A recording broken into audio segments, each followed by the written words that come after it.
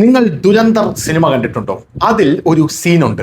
അതായത് നമ്മുടെ നോട്ടടിക്കുന്ന ആ പ്ലേറ്റുകൾ പാകിസ്ഥാന്റെ കയ്യിലെത്തിയിരിക്കുന്നു. അതും ഒറിജിനൽ പ്ലേറ്റുകൾ. എങ്ങനെയാണ് ഇത് പാകിസ്ഥാന്റെ കയ്യിലെത്തിയത് എന്ന് അജിത് ഡോവലായി വേഷമിടുന്ന മാധവൻ അതിൽ തൻ്റെ കൂട്ടുകാരനോട് ചോദിക്കുന്നുണ്ട്, അല്ലെങ്കിൽ തൻ്റെ ഉദ്യോഗസ്ഥനോട് ചോദിക്കുന്നുണ്ട്. അപ്പോൾ ഈ ഉദ്യോഗസ്ഥൻ പറയുന്നത്, നമ്മുടെ ഫിനാൻസ് മിനിസ്റ്ററും അദ്ദേഹത്തിന്റെ മകനും ഈ പ്ലേറ്റുകൾ എടുക്കാനായി അത് ഉണ്ടാക്കിയ രാജ്യത്ത് പോയിരുന്നു. അതിനുശേഷം തിരിച്ചു വരുന്ന വഴി ദുബായിൽ ഇവരുടെ വിമാനം ഹോൾട്ട് ചെയ്തിരുന്നു. എന്തോ സാങ്കേതിക തകരാറ് പറഞ്ഞാണ് അത് ഹോൾട്ട് ചെയ്തത്. അവിടെ വെച്ച് അത് കൈമാറിയതായിരിക്കാം എന്നാണ് പറയുന്നത്. എന്നാൽ ഇത് വലിയ പ്രൊപ്പഗാൻഡ മൂവിയാണ് എന്നൊക്കെ പറഞ്ഞ് വലിയ രീതിയിലുള്ള പ്രചരണം നടന്നു. ഈ നോട്ടുകൾ എങ്ങനെയാണ് വരുന്നത് നമ്മുടെ രാജ്യത്തിലേക്ക് എന്നുള്ള കൃത്യമായി അതിനകത്ത് കാണിക്കുന്നുണ്ട്.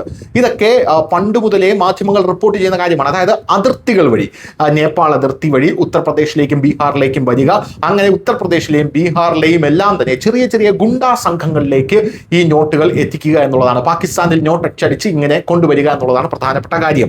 ഇന്ത്യൻ പ്രധാനമന്ത്രിയായ നരേന്ദ്രമോദി വന്ന ശേഷം ഇവരുടെ സകല ആഫീസും പൂട്ടിപ്പോയി എന്നുള്ളതാണ് നമുക്ക് മനസ്സിലാക്കാൻ സാധിക്കുന്നത്. അതിർത്തിയിലെ നടപടികൾ ഇന്ത്യൻ പ്രധാനമന്ത്രി നരേന്ദ്രമോദി ശക്തമാക്കി. അങ്ങനെ ശക്തമാക്കി യുപിയിലെയും ബീഹാറിലെയും സകല ഗുണ്ടാസംഘങ്ങളെയും വെടിവെച്ച് പരലോകത്തേക്ക് അയച്ചു.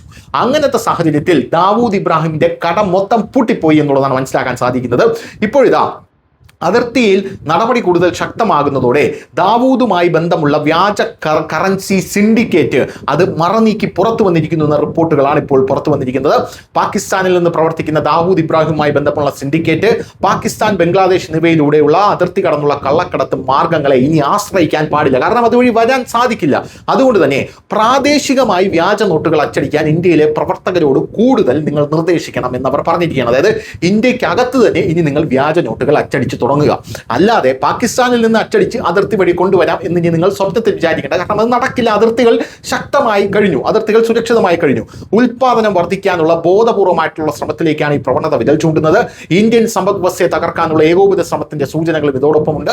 സമീപമാസങ്ങളിൽ അതിർത്തി പ്രദേശങ്ങളിൽ കർശനമായ സുരക്ഷ കാരണം ഒന്നിലധികം ഈ വ്യാജ നോട്ടുകളുടെ വേട്ടയുണ്ടായിട്ടുണ്ട്. അതേസമയം ഡ്രോണുകൾ ഉപയോഗിച്ച് വ്യാജ കറൻസി ഉപേക്ഷിക്കാനുള്ള ശ്രമങ്ങൾ കണ്ടെത്തുകയും അതുപോലും ഇന്ത്യ തടയുകയും ചെയ്ത സാഹചര്യത്തിലാണ് ഗത്യന്തരമില്ലാതെ അവർ ഇതിനകത്തുള്ള അവരുടെ പ്രവർത്തകരോട് നിങ്ങൾ അകത്ത് നോട്ടടിക്കൂ എന്ന് പറഞ്ഞുകൊണ്ട് ഇപ്പോൾ അവരെത്തിയിരിക്കുന്നത്. News desk.